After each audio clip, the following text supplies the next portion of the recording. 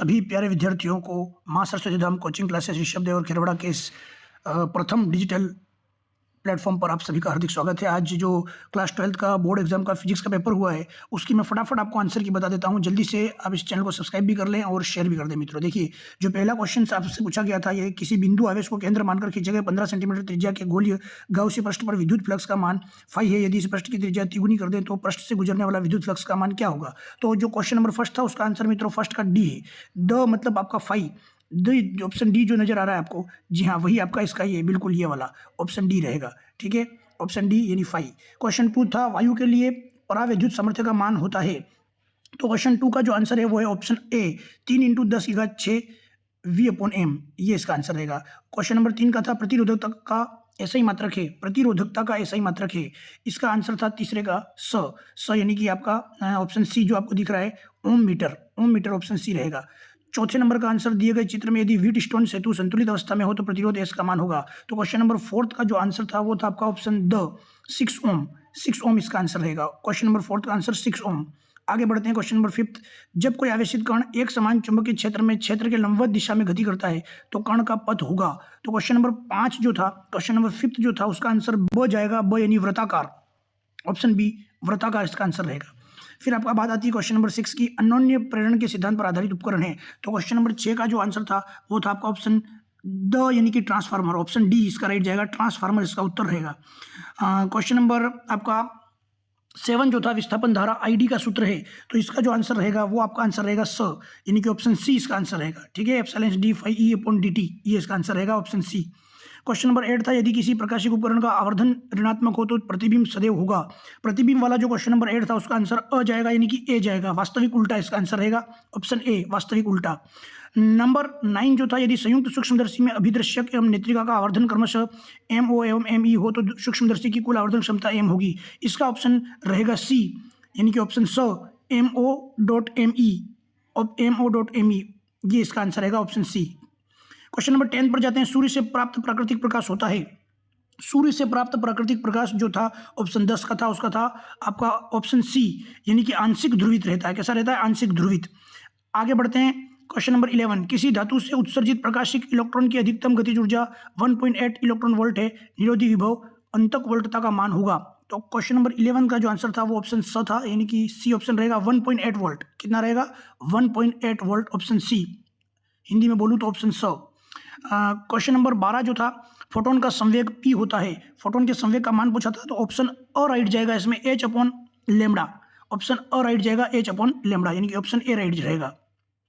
Question number 13 संघट्ट प्राचल के अधिकतम मान के लिए अल्फा कण का प्रकीर्णन होता है। इसमें देखिए ऑप्शन द जो आपका 0 डिग्री दे रखा है वहां पर इसको 180 डिग्री देना चाहिए था, तो ऑप्शन द इसमें राइट जाएगा, 180 डिग्री इसका आंसर आना चाहिए, है ना। तो यहाँ पर आपको ऑप्शन डी राइट करना था, जिसमें इसने 0 डिग्री लिख रखा है वहां पर 180 डिग्री होना चाहिए था हमारे अकॉर्डिंग। आगे बढ़ते हैं क्वेश्चन नंबर 14 जो है यानी कि क्वेश्चन नंबर 14 जो है हाइड्रोजन परमाणु में किसी इलेक्ट्रॉन की पहली उत्तेजित अवस्था में आवश्यक उत्तेजन ऊर्जा का मान होता है। तो आवश्यक उत्तेजन ऊर्जा का जो मान होता है इसके अंदर वो रहेगा -3.4 electron volt, option D right जाएगा, ऑप्शन डी राइट जाएगा -3.4 इलेक्ट्रॉन वोल्ट, ऑप्शन डी यानी कि ऑप्शन द इसमें राइट रहेगा। आपका सेकंड लास्ट प्रश्न था वे परमाणु जिनके परमाणु क्रमांक समान लेकिन द्रव्यमान संख्या भिन्न होते हैं वो कहलाते हैं। ये प्रश्न आपका केमिस्ट्री में भी आता है और फिजिक्स में भी आता है। तो परमाणु क्रमांक मतलब स्थान समान है, जिसका स्थान समान है वो समस्थानिक कहलाएंगे, तो ऑप्शन स यहाँ पर राइट जाएगा, ऑप्शन स यानी कि समस्थानिक।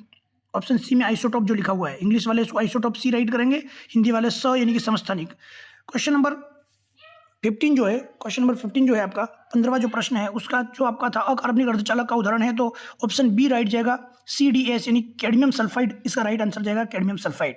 फिर चलते हैं रिक्त स्थानों की पूर्ति में एकल धनावेश के कारण विद्युत क्षेत्र रेखाएं त्रिज्यतः, एकल धनावेश के कारण विद्युत क्षेत्र रेखाएं त्रिज्यतः डैश डैश होती है। तो यहाँ पर आंसर आएगा फर्स्ट वाला जो था फिल इन ब्लैंक्स यानी रिक्त स्थान की पूर्ति में जो फर्स्ट प्रश्न है उसमें राइट आंसर आएगा बाहर, यानी जो विद्युत क्षेत्र रेखाएं त्रिज्यतः बाहर होती है, बाहर की तरफ होती है, तो ऑप्शन ए का बाहर आएगा, यानी क्वेश्चन नंबर 1 का बाहर इसमें आपको भरना था।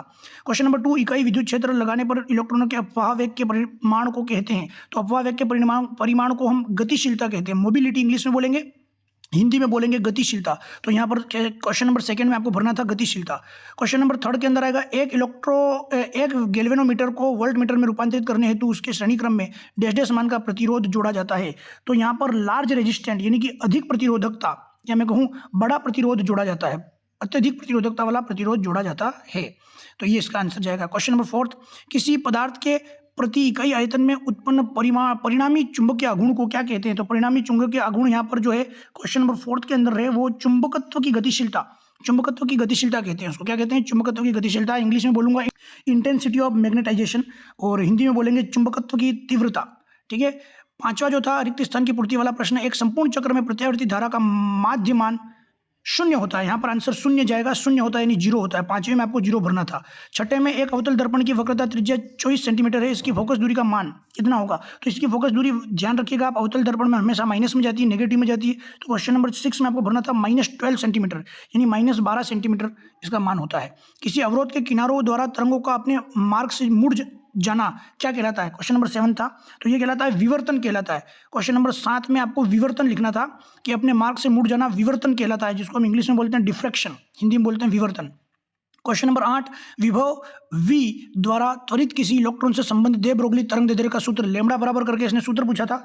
तो यहाँ पर लैम्बडा बराबर h/√2mEv, मैं फिर से रिपीट करता हूँ, लैम्बडा बराबर h/√2mEv यानी आपका 2mEv इलेक्ट्रॉन वोल्ट जिसको हम बोलते हैं। तो 2mEv अंडर रूट के नीचे आपको लिखना था nm होती है, ये पीछे हो जाएगा इसका आंसर। ठीक है। तो लैम्बडा बराबर h/√2mEv nm होती है, नैनोमीटर होती है।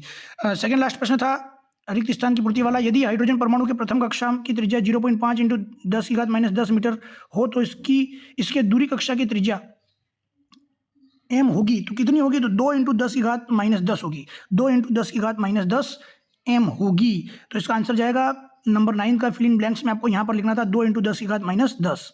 क्वेश्चन नंबर 10 आएगा आपका जो लास्ट प्रश्न था फिल इन ब्लैंक्स वाला यानी कि रिक्त स्थान की पूर्ति वाला अंतिम प्रश्न, अपद्रव्य अर्धचालक डैश डैश प्रकार के होते हैं। तो अपद्रव्य अर्धचालक 2 प्रकार के होते हैं, उसमें आपका n अर्धचालक व p अर्धचालक इसका आंसर आएगा। n व p टाइप के अर्धचालक, p टाइप के अर्धचालक आपको इसमें लिखना था मित्रों। तो ये देखिए बाकी के जो सारे प्रश्न थे वो तो आपने अपनी किताबों से लिख लिए होंगे। ज़्यादातर जो डाउट्स रहते हैं प्यारे मित्रों, वो डाउट्स बच्चों को काय में रहते हैं। बड़े प्रश्न तो देखो अभी यहाँ पर समझाना पॉसिबल नहीं है, लेकिन जो छोटे प्रश्न हैं उनमें सबसे ज़्यादा डाउट आपके रहते हैं, वो हम आपके लिए तुरंत लेकर के आए हैं, सबसे शीघ्रता से हम लेके आए हैं। मैंने आपका इस फर्स्ट के 16 क्वेश्चन तो ये बता दिए, और इस सेकंड के 10 प्रश्न मैंने आपको यहाँ पर बता दिए, यानी कि 8 मिनट के वीडियो में, 8 से 9 मिनट के वीडियो में मैंने आपको, आप समझ करके चल सकते हैं कि मैंने आपको 26 प्रश्न के आंसर यहाँ पर स्टार्टिंग के दे दिए। यानी पहला क्वेश्चन के अंदर 16 जो प्रश्न दिए थे उनके उत्तर दे दिए मैंने आपको जो अबो सदम में थे, और दूसरा जो प्रश्न था उसमें 10 प्रश्न दिए हुए थे फिल इन ब्लैंक्स वाले, वो मैंने आपको उत्तर दे दिए मित्रों।